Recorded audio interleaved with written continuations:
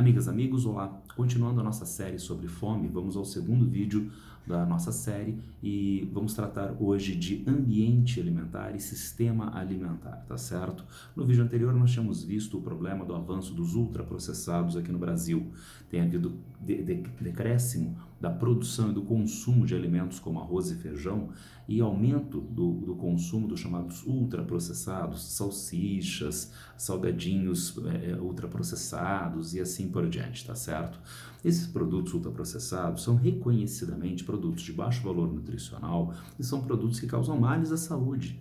Boa parte da população que os consome, a quase totalidade da população que os consome, tem consciência disto. Então por que as pessoas fazem isso? Por que as pessoas continuam consumindo esses produtos que fazem mal à saúde? Isso é uma pergunta que aponta, né, um dedo acusador para o indivíduo. Nós vivemos em uma sociedade hiperindividualista na qual nós imaginamos que o indivíduo é responsável, é solução para qualquer problema, inclusive que venha a afligi-lo, quando não. Na verdade, nós temos estruturas sociais, nós temos a genealogia dessas estruturas que acabam condicionando a pessoa a ter, entre outros, a questão dos hábitos alimentares.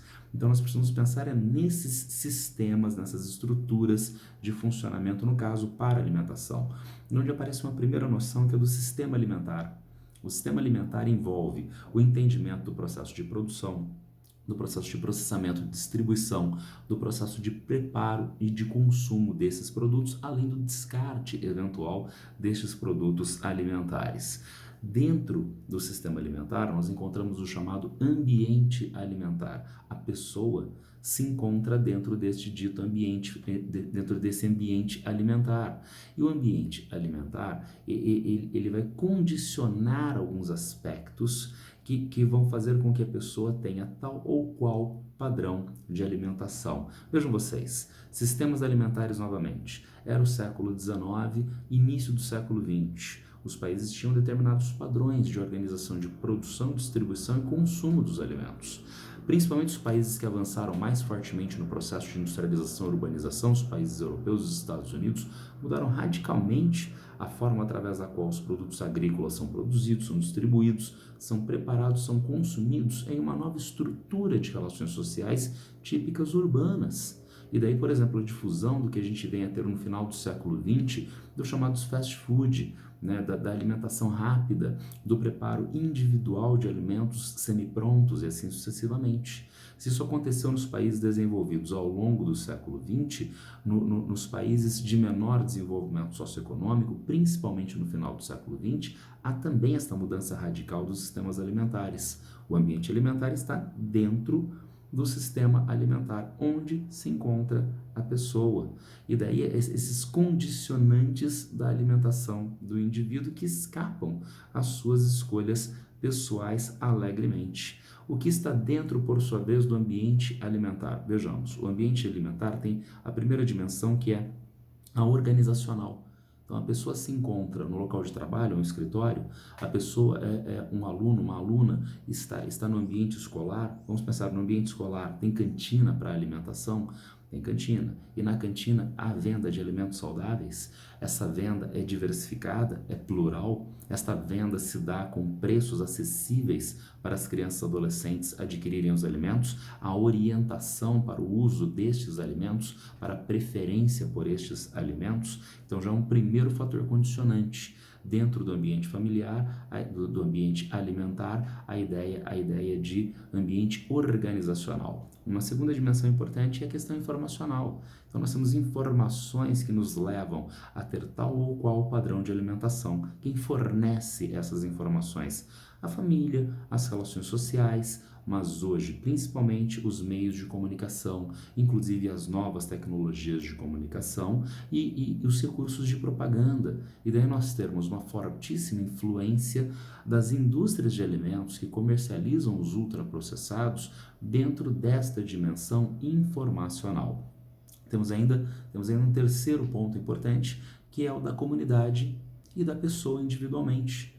no local onde a pessoa se encontra, mora, né, transita na cidade. Existem mercados que fornecem alimentos saudáveis em quantidade, em qualidade, com preço acessível. Então, se não há isto, fica muito difícil a pessoa adquirir esses alimentos. Não há uma acessibilidade física destes alimentos, tá certo? Mas a pessoa tem renda para adquirir esses alimentos.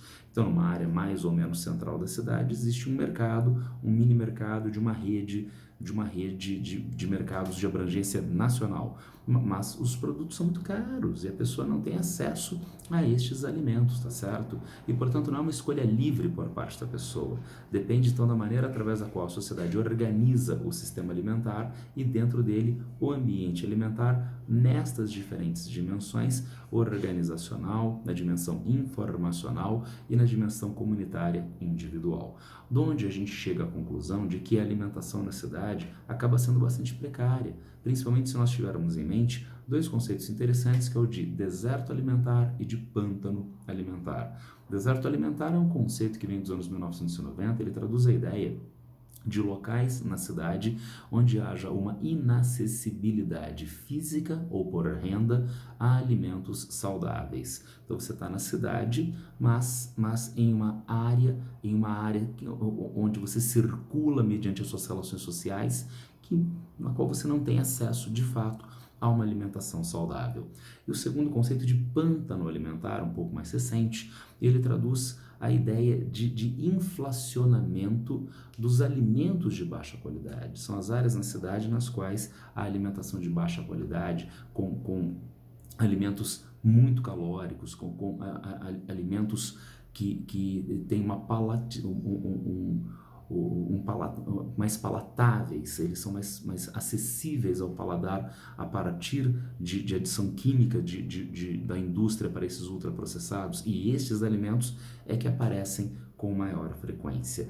Daí a ideia de pântanos alimentares. E, portanto, para que a pessoa possa ter uma alimentação saudável, não é uma questão de opção por parte dela. Então, é uma opção pela sociedade, é uma opção por parte da sociedade de criar as políticas públicas através das quais o sistema alimentar viabilize acesso a alimentos de qualidade à população a partir de uma constituição física de relações sociais adequadas dos diferentes ambientes alimentares, eliminando a ideia de pântanos alimentares, de desertos alimentares, junto às regiões das cidades. Há, entretanto, um problema para isso ser efetivado. Para que haja essa alimentação saudável, para que se possa superar o problema dos pântanos e desertos alimentares, precisa haver produção agrícola de qualidade. Precisa haver, então, acesso físico a esses produtos agrícolas alimentares de qualidade. Isso é o que a gente vai ver no próximo vídeo. Se alguém tiver alguma dúvida, alguma pergunta, alguma crítica, já sabe, é só me encontrar a qualquer tempo nas redes sociais. Abraço para todo mundo e boa sorte.